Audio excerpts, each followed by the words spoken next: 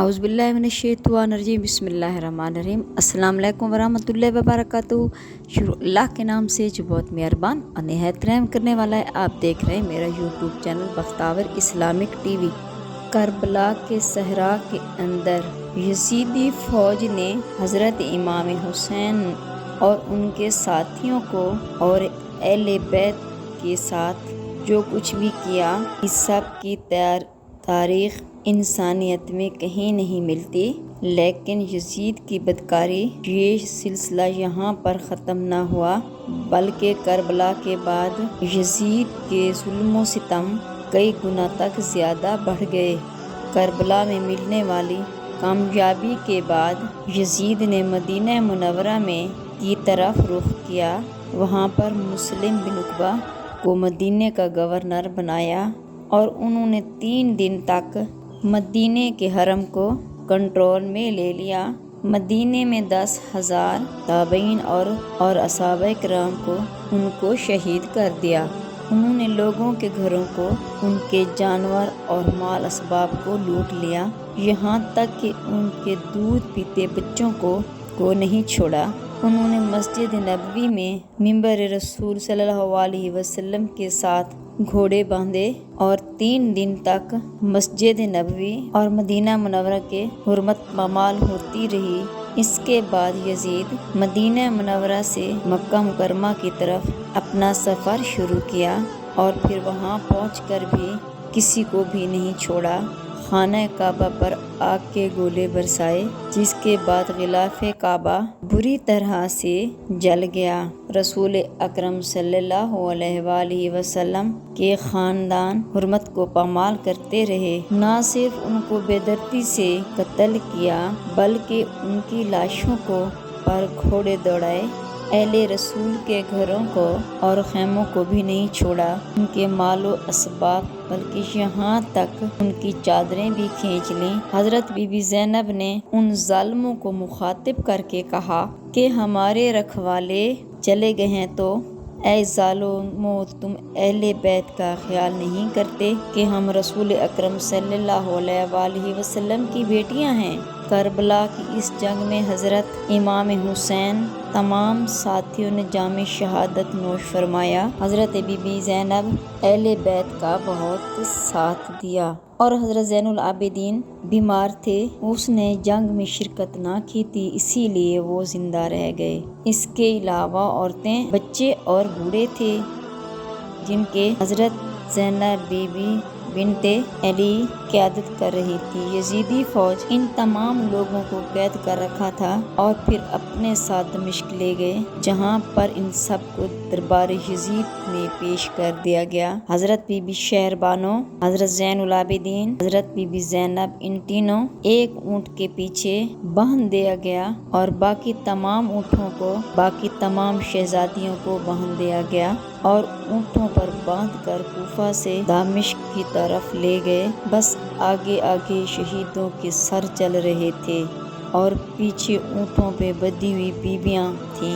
جب be be زینب بنت علی نے لوٹا ہوا قافلہ دیکھا، دمشق کے بازاروں میں پہنچی تو دمشق کے لوگ بازاروں میں اکٹھے ہو گئے اور جبکہ باقی کے لوگ اپنے گھروں کی چھتوں پر اس قافلے کو دیکھنے لگے۔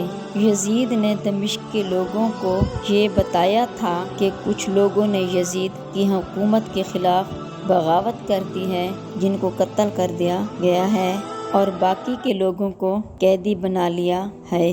چنانچہ دمشق کے لوگ ان باغیوں کو دیکھنے کے لیے بازاروں میں جمع ہو گئے، کیونکہ ان کو یہ معلوم نہیں تھا کہ یہ لوگ اصل میں کون ہیں۔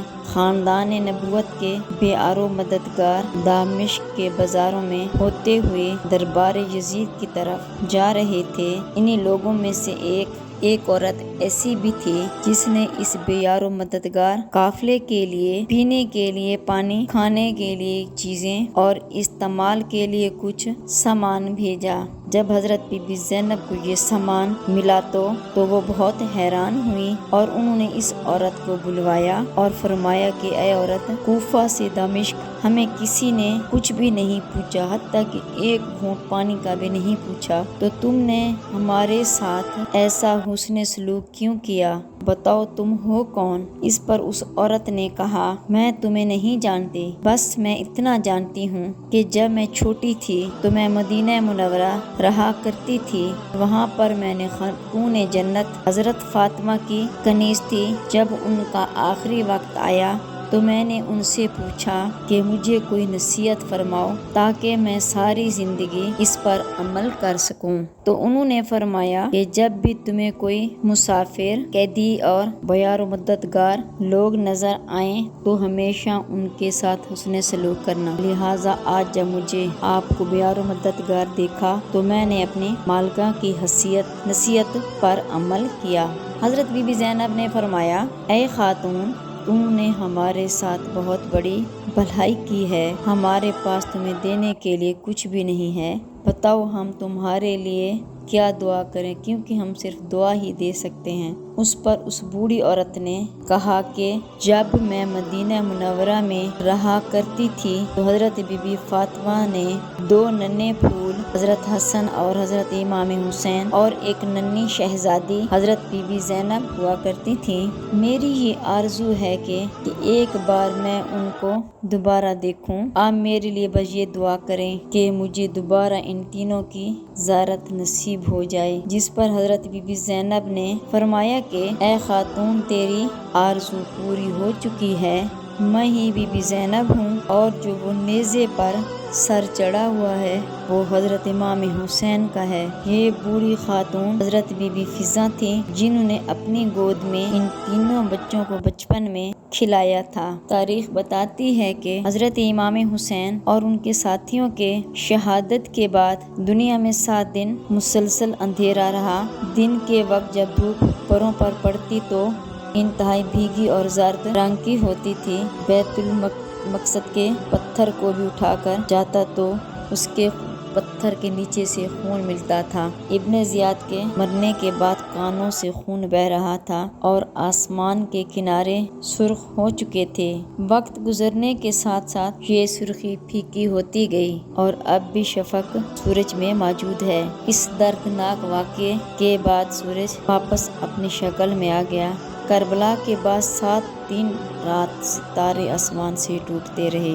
इराकी लोग अपने ऊँटों को जब ज़िबा करते पकाते तो वो गोश्त आग के अंगारों की तरह हो जाता था और फिर जब हिम्मत करके वो लोग गोश्त को खाते तो वो बहुत सख्त कड़वा होता था। तारीख गवाह है कि कोफा के जिस इमारत में इब्ने ज़ियाद के सामने हजरत इमाम हुसैन सर था, उसी जगह इब्ने ज़ियाद कटा हुआ सर मुख्तार सक्सी के आगे और उसी जगह मुख्तार सक्सी कटा हुआ सर मुसाब बिन जुबैर के आगे और फिर उसी जगह मुसाब बिन जुबैर का सर अब्दुल मालिक के आगे पड़ा हुआ था। जब अब्दुल मलिक को मालूम हुआ कि इस जगह पर ऐसे जिनका सर आता है तो उसने कसरे इमारत को तोड़ दिया। शहादत हजरत इमाम हुसैन के बाद जब लोग सुबह को उठते तो उनके तमाम बर्तन खून से भरे हुए थे और अगर कहीं से और पत्थर उठाया जाता तो उसके नीचे से ताज़ा खून बरामद होता था। उस वक्त खरान और शाम और कोफा के हर घर में खून ही खून था। कुछ लोग अंधे हो गए, बाज लोग जल गए, कोई काला होकर मरा तो किसी की सूरत बहुत गंदी हो गई और कुछ लोगों का तो ये हाल था कि मशकीज़ों के मशकीज़े पानी पी जाते थे मगर उनकी प्यास नहीं बुझती थी। हजरत इमाम हुसैन और उनके साथियों के खिलाफ जिस मुकाबला किया वो सब के सब एक से बढ़कर एक बुरी हालत में मुब्तला हो गए और दुनिया में ज़लील और ख्वार हो गए और बहुत बुरी मौत मरे और जहन्नम रसीद हो गए। हजरत बीबी ज़ैनब ज़ैनुल आबिदीन जो के इस जंग में जिंदा बच गए थे, वो ये शख्सियत हैं कि जिन्होंने इस तमाम सफ़र में सबसे ज़्यादा जुल्म होते देखा। फिर उन्होंने मक्का को देखा और उन्होंने कोफा के हालात भी देखे, दामिश्क का बाजार भी देखा और जुल्म सितम होते भी देखे और यजीद का सामना भी किया और वापस आकर मदीना पाक के हालात को भी देखा। इस वाक़ये के बाद वो कभी भी हंस न सके। वो जब भी पानी पीने लगते तो वो रो पड़ते और फिर उनका रंग सर्द हो जाता था। आपको बाजारों से वहशत होने लगी थी। आप जब भी कभी बाजार से गुजरते तो कसाब अपने गोश्तों पर कपड़ा डाल दिया करते थे छुरे और चाकू छुपा देते थे, अपनी दुकानें बंद कर दिया करते थे। आप हर वक्त रोया करते थे। किसी ने आपसे पूछा कि आप इतना क्यों रोते हैं, सब्र करें।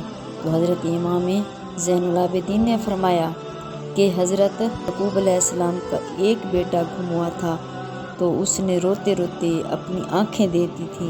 मेरा तो पूरा ख़ानदान ही मेरे सामने शहीद हो गया है। हज़ूर अकरम सल्लल्लाहु अलैहि वसल्लम ने एक मरतबा इरशाद फरमाया था कि हज़रत याह्या के तन के सदके 70,000 आदमी कत्ल हुए और मेरे नवासे हज़रत इमाम हुसैन कत्ल के मुकाबले में भी 70,000 आदमी कत्ल हो गए हैं।